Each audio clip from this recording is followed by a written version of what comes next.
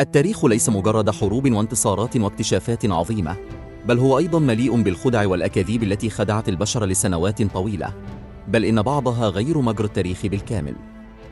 في هذا الفيديو سنستعرض معا أشهر الخدع في التاريخ، خدع صدقها الناس والعلماء والإعلام قبل أن تنكشف حقيقتها بعد زمن طويل. حصان طروادة، الخدعة التي أسقطت مدينة كاملة. تحكي الأسطورة اليونانية أن الإغريق حاصروا مدينة طروادة لمدة 10 سنوات دون أن يتمكنوا من اقتحامها، فابتكروا حيلة ذكية، صنعوا حصانا خشبيا ضخما وتركوه أمام أسوار المدينة، ثم تظاهروا بالانسحاب. اعتقد أهل طروادة أن الحصان هدية نصر، فأدخلوه إلى مدينتهم. لكن في الليل خرج الجنود المختبئون داخل الحصان وفتحوا بوابات المدينة لتسقط طروادة من الداخل. سواء كانت القصة أسطورة أو مبنية على أحداث حقيقية، فإنها تعد من أشهر الخدع في التاريخ. رجل بلتدأون، أكبر خدعة علمية في القرن العشرين. في عام 1912 أعلن أحد العلماء في إنجلترا اكتشاف جمجمة قيل إنها تمثل الحلقة المفقودة بين الإنسان والقرد.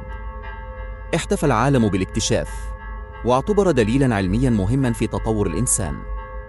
لكن بعد أكثر من 40 عاماً كشفت التحاليل الحديثة أن الجمجمة مزيفة ومركبة من عظام إنسان وفك قرد، مع تلاعب متعمد ليبدو الاكتشاف حقيقياً. كانت هذه واحدة من أكبر الفضائح العلمية في التاريخ. عملاق كارديف، خدعة تجارية ناجحة.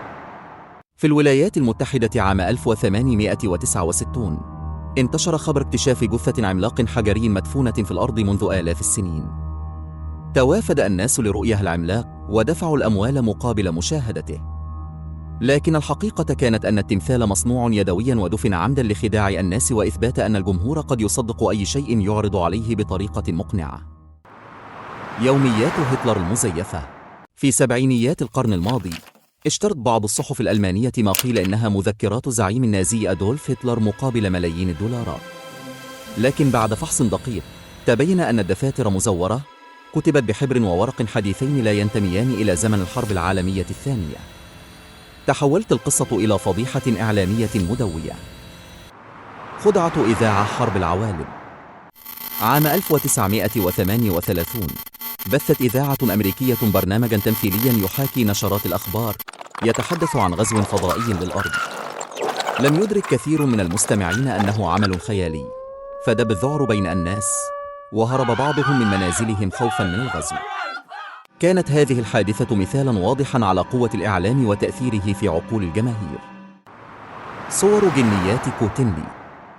في عام 1917 التقطت فتاتان في بريطانيا صوراً تظهر فيهما جنيات صغيرة في الغابة.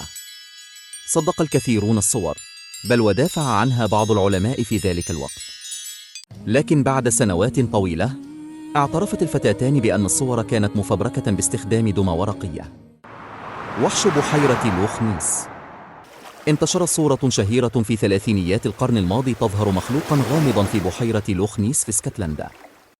أصبحت الصورة دليلاً على وجود الوحش الأسطوري، لكن بعد عقود اعترف صاحب الصورة بأنها خدعة باستخدام مجسم صغير، ومع ذلك لا يزال بعض الناس يؤمنون بوجود الوحش حتى اليوم. قنوات المريخ، وهم الحضارة الفضائية. في القرن التاسع عشر اعتقد بعض العلماء أنهم رأوا قنوات مائية على سطح كوكب المريخ، وافترضوا أن كائنات ذكية بنتها. انتشرت الفكرة عالمياً وألهمت العديد من أعمال الخيال العلمي، لكن مع تطور وسائل الرصد تبين أن هذه القنوات لم تكن سوى خداع بصري. تعلمنا هذه الخدعة التاريخية درساً مهماً: ليس كل ما نراه أو نسمعه حقيقة، والتفكير النقدي ضروري قبل تصديق أي معلومة. فخدعة واحدة قد تغير قناعات العالم بأسره. إذا أعجبكم الفيديو لا تنسوا الإعجاب والاشتراك في القناة، واكتبوا في التعليقات أي خدعة كانت الأكثر صدمة بالنسبة لكم.